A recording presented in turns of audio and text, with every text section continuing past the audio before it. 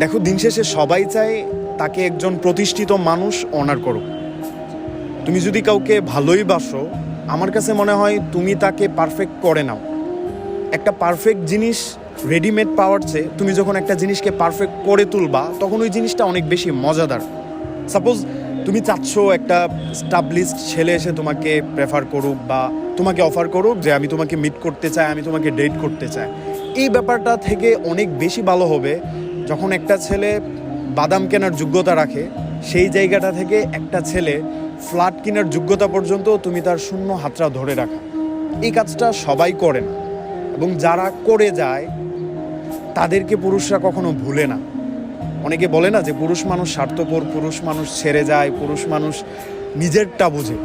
পুরুষ নিজের জন্য আসলে বাঁচেই না, পুরুষ নিজের জন্য করে না, পুরুষ নিজের জন্য স্বপ্নও দেখে না। একটা ছেলে যখন বড়জোর 18, 19, 20 হয়ে যায়, তখন ওর চোখের সামনে সবচেয়ে বেশি কষ্টের ব্যাপার হচ্ছে ওর বাবা মার বৃদ্ধ হওয়ার দৃশ্যটা। তারপর অবশ্যই তার জীবনে কেউ চলে আসে, তখন তার প্রিয় মানুষ, প্রেমিকা, স্ত্রী এদের জন্যই করতে চায়। আলটিমেট যখন একটা ছেলেকে মোটিভ দেওয়া হয়, ছেলেটাকে মোটিভেশন দেওয়া হয়, দিন শেষে একজন হাত ধরে পাশে থাকতে চায়, পাশে থেকে যায়, তখন পুরুষ তার জন্যই করে।